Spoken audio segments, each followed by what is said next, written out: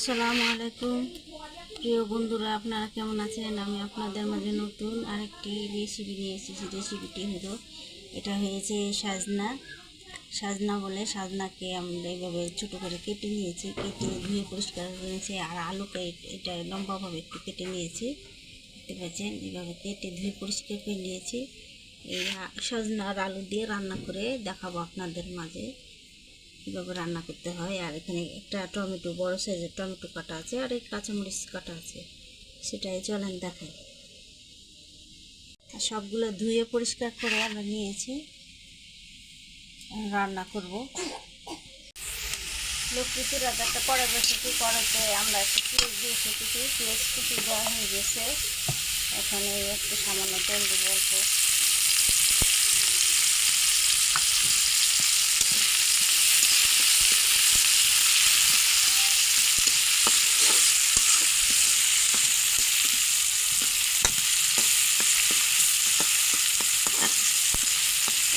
পেঁয়াজটা আমরা একটু ভাজা করে নেব, কিছু ভাজা হয়ে ব্রাউন কালার হওয়া পর্যন্ত অপেক্ষা করবো। তখনই আমরা মশলাটা দেবো।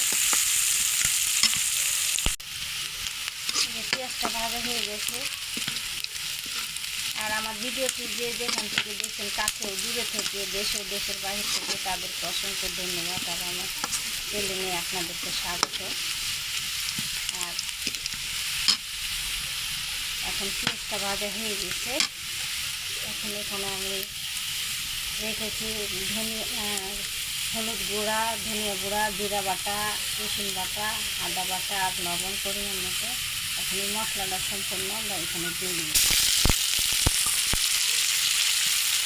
হয়ে গেছে, একটু সামান্য পানি দেবো।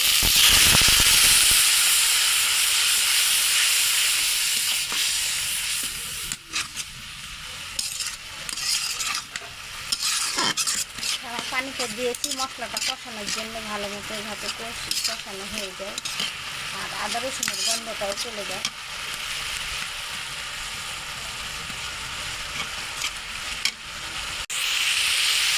মশলাটা কষানো হয়ে গেছে আর মশলা থেকে তেল ছেড়ে দিচ্ছে, কত সুন্দর। এখন আমরা কাঁচামরিচ দিয়ে দিই।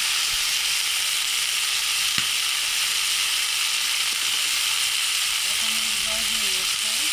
কাঁচামরিচ দিলে তরকারি টেস্টটাই অন্যরকম স্বাদ হয়। কাঁচামরিচ দিয়ে না, লাল মরিচ।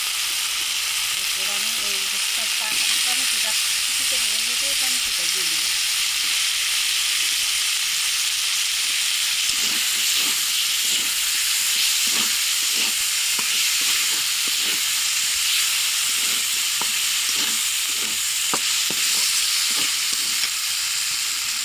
টমেটো দেওয়া হয়ে গেছে। এখন এই যে আলুটা কেটে রেখেছিলাম, আলুটা দিয়ে দেবো কষানোর জন্য। ভালো মতো একটু কষিয়ে নেবো।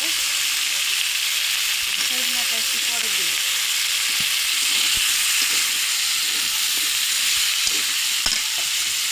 কষানোর জন্য একটু হালকা পানি দেবো।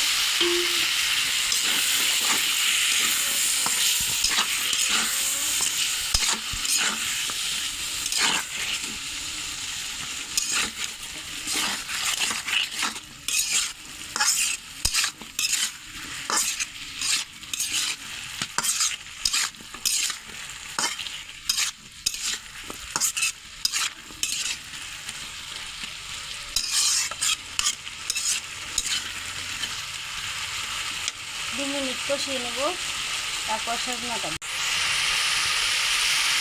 যে আলুটা কষানো হয়ে গেছে, এখানে সজনাটা আছে, যে সজনাটা এখন আমরা দিয়ে দেবো। কষানো নাড়াচাড়া দিয়ে পানি দিই।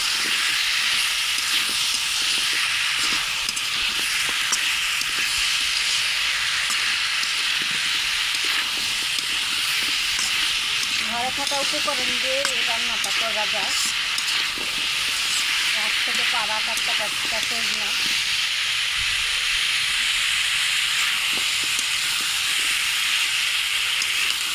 কষানোটা কত সুন্দর হয়েছে, আর দেখতে কত সুন্দর কালারটা হয়েছে, দেখতে পাচ্ছি।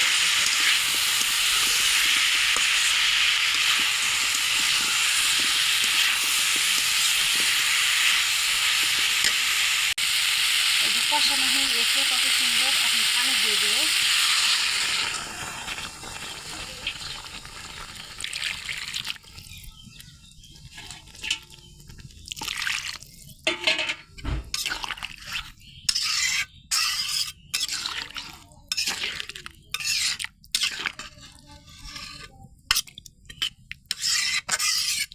এখন ঢাকা দিয়ে দিব 10 মিনিটের জন্য।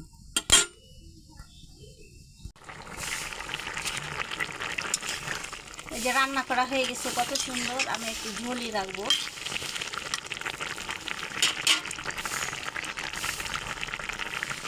এখন নামিয়ে নেব।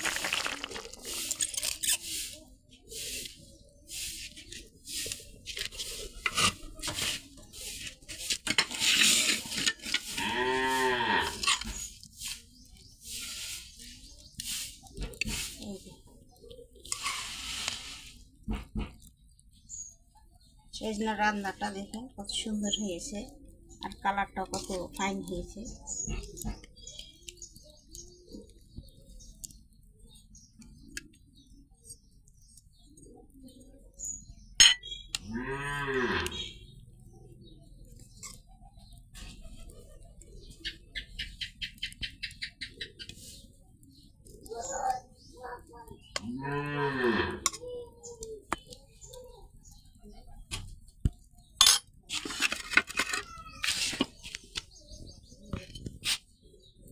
এই যে কত সুন্দর রান্না করা হয়ে গেছে। আর আমার রান্নাটা যদি আপনাদের কাছে ভালো লাগে, আপনারা কেটে কেটে দেখবেন। আপনাদের কাছে অনুরোধ রইল শুরু থেকে শেষ পর্যন্ত দেখবেন, আর লাইক সাবস্ক্রাইব করে দিবেন। অবশ্যই কমেন্ট করে জানাবেন ভালো হোক আর মন্দ হোক। আগামীকালকে আপনাদের মাঝে নতুন আরেকটি রেসিপি নিয়ে আসবো। আল্লাহ হাফেজ।